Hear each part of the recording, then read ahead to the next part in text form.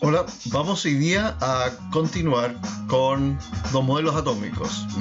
Hoy día daremos un paso más hablando del modelo atómico de Bohr.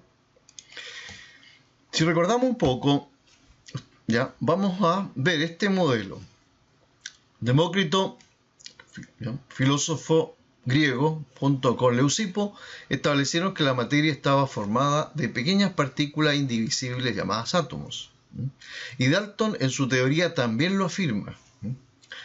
Sin embargo, Joseph Thomson, trabajando en tubo de rayos catódicos, logró demostrar que el átomo estaba formado por partículas de carga eléctrica negativa, las cuales llamó electrones. Más tarde, Eugene Goldstein descubrió los protones y con esta información Joseph Thomson logró presentar este modelo del budín de pasa, donde vemos un enjambre de partículas positivas y negativas en igual cantidad, de tal manera que el átomo era divisible y además neutro. Posterior a él vinieron los trabajos de Röntgen en rayos X, Becquerel con la radiactividad, los esposos Pierre y Marie Curie con el descubrimiento de elementos radiactivos, y Rutherford tomó esa información y descubrió que las partículas radiactivas eran de tres tipos, ¿ya? O el material radiactivo más bien tenía tres tipos de partículas, que eran las alfa, las beta y las gamma. Una de esas partículas que fue la alfa, le permitió entonces crear un experimento en el cual logró demostrar que el átomo tenía un núcleo muy denso, donde estaban los protones y los neutrones. Y alrededor de ese núcleo estaban los electrones girando como si fueran planetas alrededor del Sol. ¿Ya? Gracias a esto le dio el nombre de modelo planetario. Sin embargo, este modelo no fue capaz de explicar el colapso atómico. ¿Qué significa eso? Que si un electrón está dando vueltas alrededor del núcleo, va a ir perdiendo energía y por la atracción que ejerce el núcleo con la carga eléctrica positiva, este electrón debería terminar chocando contra el núcleo.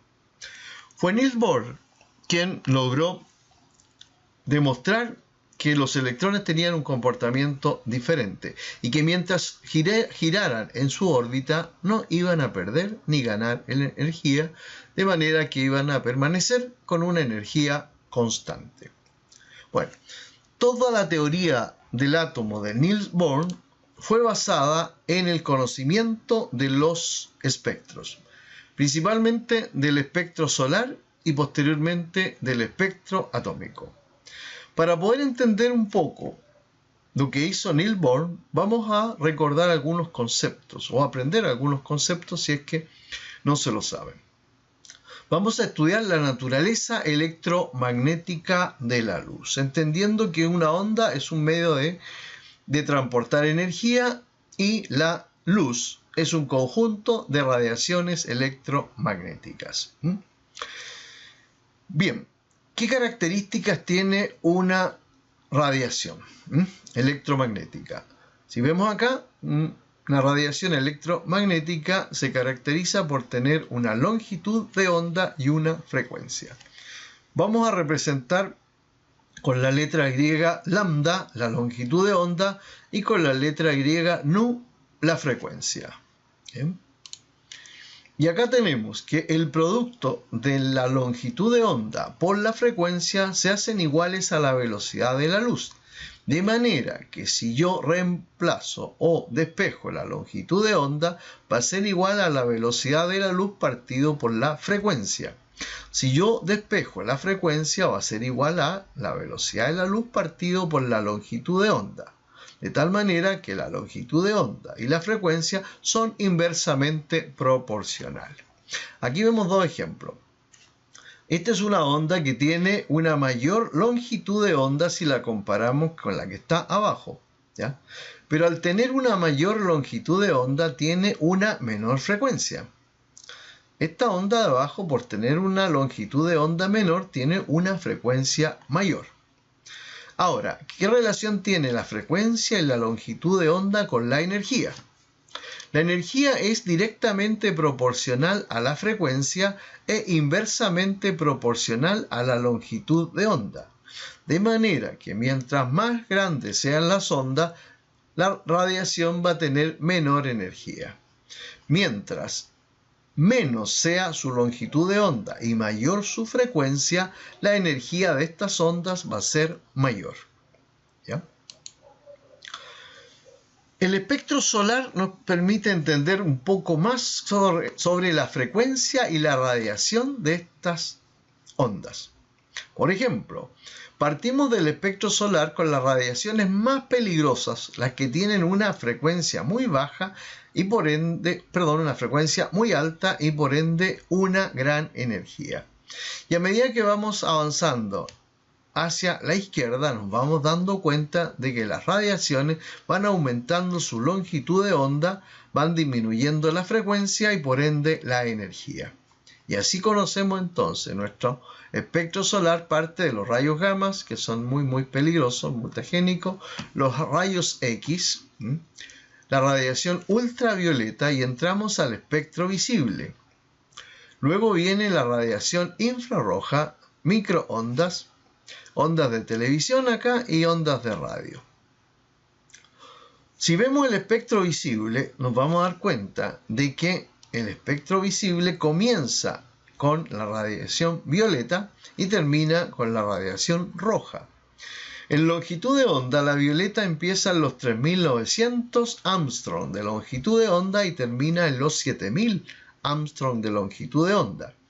Nuestro ojo está facultado para ver radiaciones en ese rango. Todo lo que esté después del rojo, sea el infrarrojo y las microondas, nosotros no las vamos a visualizar. Lo mismo, todo lo que esté antes de violeta, que es el ultravioleta, rayos X, rayos gamma, tampoco somos capaces de verlo. Son radiaciones invisibles para nosotros. Acá tenemos una forma de descomponer la luz solar. Nos basta con un prisma y hacemos pasar la luz solar y nos damos cuenta que se descompone en una serie de radiaciones electromagnéticas de diferentes longitudes de onda, frecuencia y energía. Nuestro ojo, como decía, está solamente facultado para ver entre el violeta y el rojo. Aquí tenemos entonces un prisma que descompone la luz y nos da un espectro continuo de emisión, ¿ya? O bien también podemos tener un espectro continuo de absorción o de rayas de absorción. Basándose en el estudio de los espectros atómicos, Niels Bohr propuso una teoría que podemos resumirla en 5 puntos. El número 1 nos dice que los electrones giran en órbitas de radios definidos. Mientras los electrones giren en esa órbita, no ganan ni pierden energía. Cada órbita tiene una energía definida, de tal manera que las órbitas más cercanas al núcleo tienen menos energía que las que están más lejos de él. Lo otro interesante acá, nos dice que cuando un electrón absorbe energía, ¿ya?, salta del estado fundamental a un estado superior llamado estado excitado. Pero ese electrón tiende a volver al estado estacionario.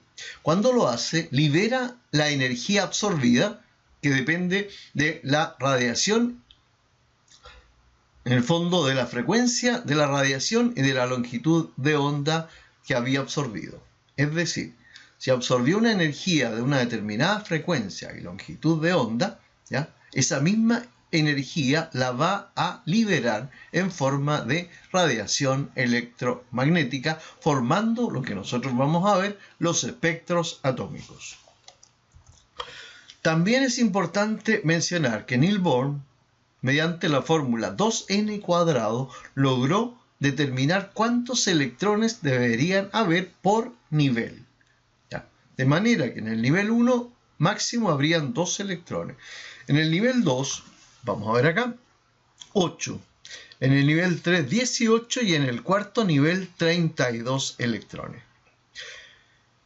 Vamos a después a ver que esto coincide mucho con lo que postula la teoría mecánico-cuántica. Profundizando un poco más en lo que había dicho del cuarto y quinto postulado de Niels Bohr, nosotros vamos a ver que si yo salto del nivel 1 al nivel 2, lo que hago es absorber energía. Puedo saltar del nivel 1 al nivel 3, del nivel 2 al 4, del 2 al 6 o del 3 al 5. Todos los saltos se pueden hacer.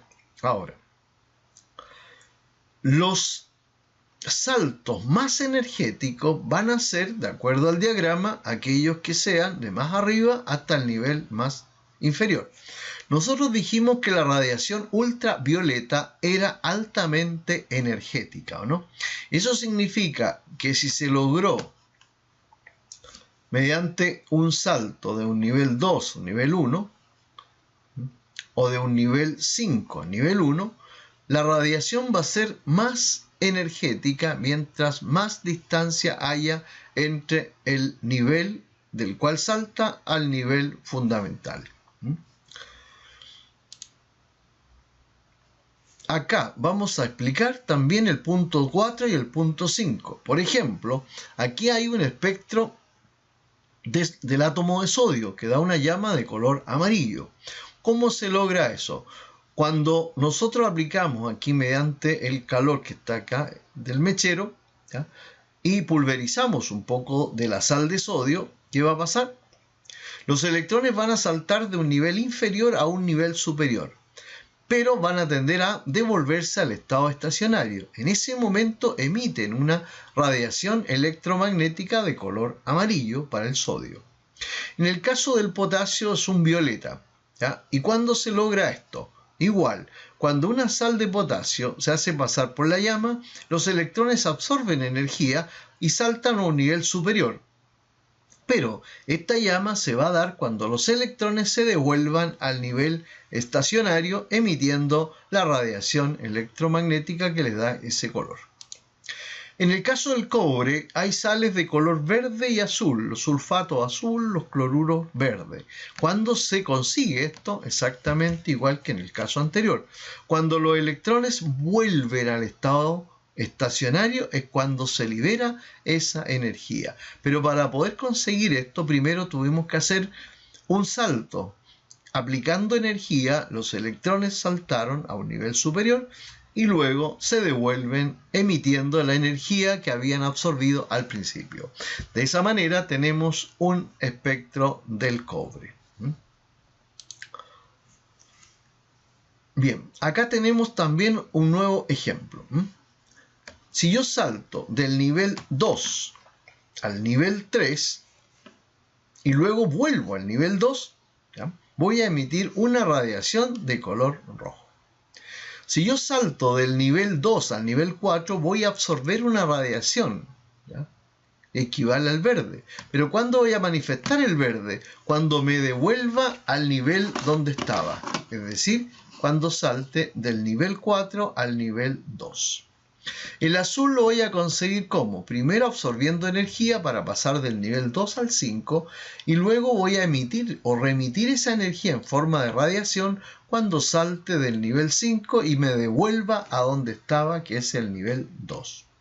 Lo mismo va a pasar con el violeta. Voy a absorber energía del 2 al 6 y luego voy a volver al 2 y voy a emitir la radiación de color violeta. De esta forma entonces vamos a lograr crear los espectros atómicos. Ejemplo de espectro, hay muchos tipos. Hay espectros de absorción, hay espectros de emisión, de rayas de emisión, hay espectros de rayas de absorción, ¿ya? Y entonces hay distintos tipos de espectros que se consiguen justamente con lo que expliqué anteriormente. Cada elemento tiene un espectro que lo identifica. Y es propio y por lo tanto nos sirve en la espectroscopía para poder reconocer elementos químicos. Si yo tengo una muestra y no sé qué elementos pueden haber ahí, yo haciendo un análisis espectroscópico puedo determinar los componentes que tiene esa muestra. Esto ha permitido hoy día trabajar con equipos muy sofisticados que son espectrofotómetros, que permiten entonces tomar una muestra y el espectrofotómetro, mediante este análisis, determina qué sustancias pueden haber en esa muestra. y trazas de esa muestra, es decir, cantidades muy pequeñas que yo no podría hacer mediante un análisis químico normal o común en laboratorio. Acá tenemos más ejemplos de espectros atómicos, las llamas, ¿cierto?, que dan los elementos químicos cuando los electrones pasan de un estado excitado al estado fundamental. Verde el cobre, bario azulino, acá estroncio en color muy rojizo, calcio también un poco más claro, aquí hay unos violetas, rojos y más rojos en el caso del litio. Los fuegos artificiales son un ejemplo de esto. Cuando queremos hacer fuegos artificiales vamos a tener que tener dos cargas explosivas, si se quiere. Una para levantar el fuego y que llegue a un cierto nivel, y lo otro es que se produzca el estallido en la parte alta de la atmósfera, en el fondo, donde queremos que el espectáculo ocurra. En este caso, ¿qué estamos viendo acá? Que muchos átomos van a absorber energía y luego la van a liberar en forma de radiación electromagnética. Quizás se liberen muchas radiaciones que nosotros no vamos a ver, ya que nuestro ojo está capacitado para ver radiaciones entre el violeta y el rojo. Se liberará mucha infrarroja, mucha luz infrarroja, por supuesto, pero como no tiene color y el ojo humano no lo puede ver, pues energía pura, no se verá. Lo mismo que si existiera algún tipo de microondas, radiación ultravioleta, no la vamos a poder visualizar. ¿Cuál fue el problema que tuvo Bohr? ¿Por qué su teoría no tuvo éxito hasta el día de hoy? Porque casi todo su estudio lo basó en el comportamiento del átomo de hidrógeno. Y todos los saltos que nosotros vimos, ¿ya?, al principio eran para el átomo de hidrógeno, de tal manera que nos fue capaz de explicar el comportamiento de los átomos polielectrónicos, o sea, átomos que tengan muchos electrones. De tal manera que su teoría sirvió mucho para la ciencia porque sirvió de base para la teoría mecánico-cuántica, que será el contenido de nuestra próxima clase. Hasta aquí los dejo y muchas gracias por ver este video.